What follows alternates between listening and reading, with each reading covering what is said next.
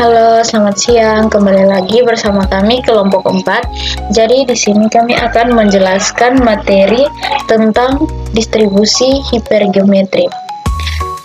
Saya sendiri atas nama Teresia Jumarni Bulibora dengan NPM 34230016 dan teman saya Franky Liveto NPM 34230023. Jadi, apa itu distribusi hipergeometrik? Distribusi peluang perubahan acak hipergeometrik adalah banyaknya sukses X dalam sampel acak ukuran N yang diambil dari populasi sebanyak N yang mengandung jumlah sukses sebanyak K. Distribusi hipergeometrik juga termasuk distribusi teoritis yang menggunakan variabel diskrit dengan dua kejadian yang berkomplement seperti halnya distribusi binomial.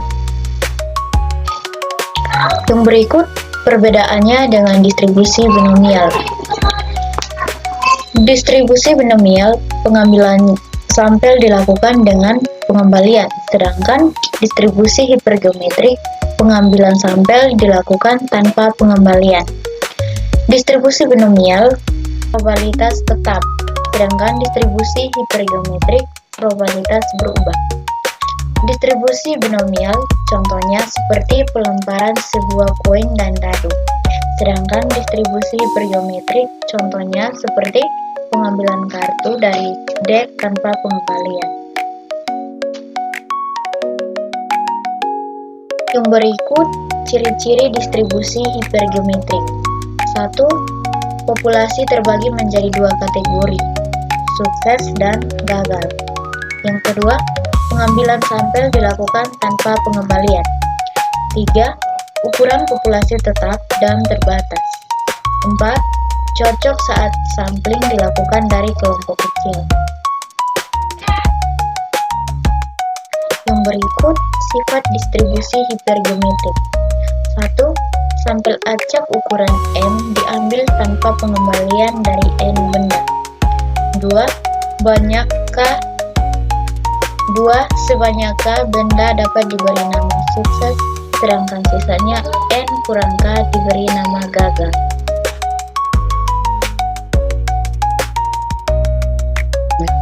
Adapun rumus dan notasi dari distribusi hipergeometrik. Rumus umum dari distribusi hipergeometrik itu P dalam kurung X besar sama dengan X kecil, di mana rumusnya adalah K kombinasi X kecil kali N besar kurang K kombinasi N kecil kurang X dibagi dengan N besar kombinasi N kecil. Untuk penjelasannya, N besar itu adalah ukuran populasi, sedangkan K adalah jumlah sukses pada populasi. Kemudian N kecil itu adalah ukuran sampel yang diambil tanpa pengembalian. Sedangkan X adalah banyak peristiwa sukses dalam sampel. Kemudian N kurang K itu adalah jumlah gagal di populasi, sedangkan N kecil kurang K adalah jumlah gagal dalam sampel. Perluasan distribusi hipergeometrik itu dapat diperluas. Misalnya jika dari populasi yang berukuran N besar terdapat unsur-unsur yang sama, yaitu K1 ditambah K2 ditambah K3 hingga ditambah Kn. Dan misalnya dalam sampel berukuran N terdapat unsur yang sama pula, misalnya X1 tambah X2 tambah X3 hingga tambah Xn. Maka dengan itu K1 ditambah K2 tambah K3 hingga tambah Kn itu bisa disamadengankan dengan N besar atau ukuran populasi. Dan X1 ditambah X2 ditambah X3 hingga ditambah Xn itu bisa disamadengankan dengan ukuran sampel atau N. Maka dari perluasan tersebut kita dapat merumuskan rumus distribusi hipergeometrik sebagai Px sama dengan X1, X2, X3 hingga Xn itu sama dengan K1 kombinasi X1 dikali K2 kombinasi X2 dikali K3 kombinasi X3 hingga Kn kombinasikan KN kombinasi dengan XN dibagi dengan N besar atau ukuran populasi kombinasi N kecil atau ukuran sampel. Nah, misalnya ada dalam contoh kasus yang berkaitan dengan distribusi hipergeometrik. Seperti sebuah bola berisi 50 bola, 5 diantaranya pecah. Dan apabila diambil 4 bola, berapa probabilitas 2 diantaranya pecah?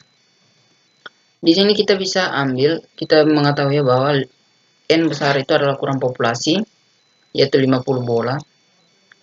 N kecil adalah ukuran sampel, K adalah jumlah sukses dalam populasi, dan X adalah jumlah sukses yang diinginkan dalam sampel.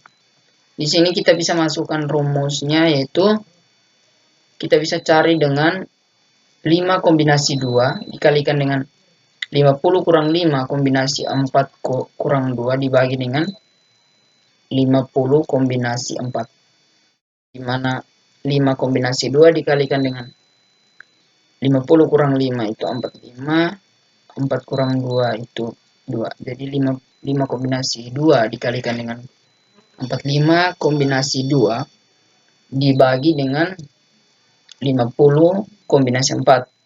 Nah, perkalian di atas itu adalah 9.900, sedangkan 50 kombinasi 4 itu 230.000.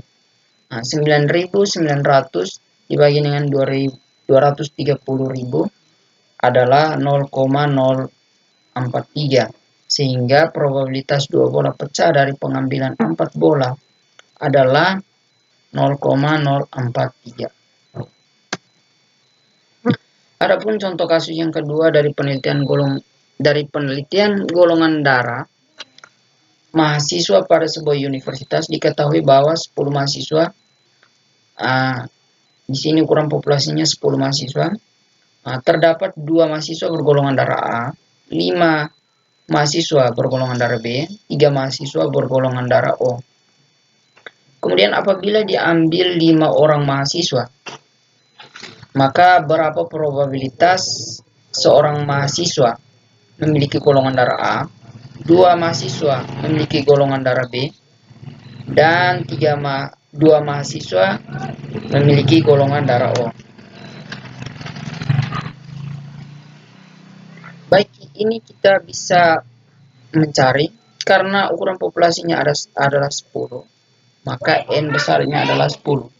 Kemudian karena ukuran sampel diambil 5 mahasiswa, maka ukuran sampelnya 5.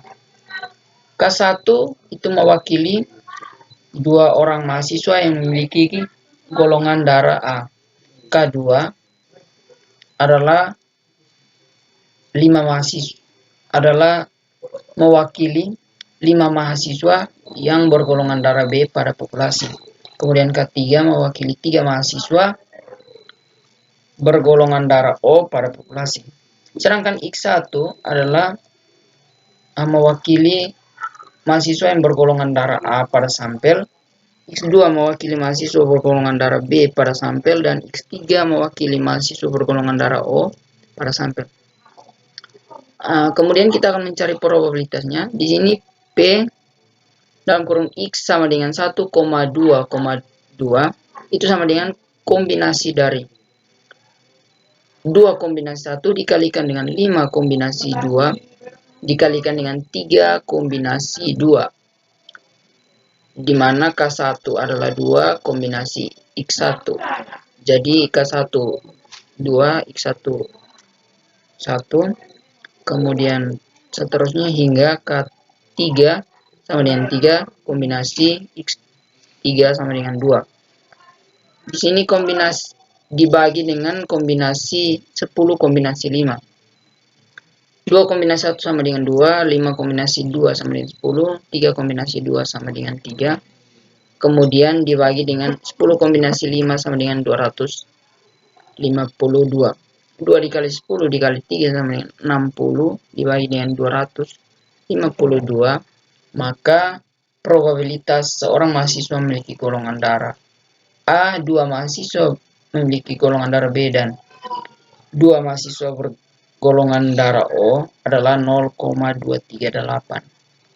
Sekian dari hasil presentasi kami. Sampai jumpa di lain waktu. Terima kasih.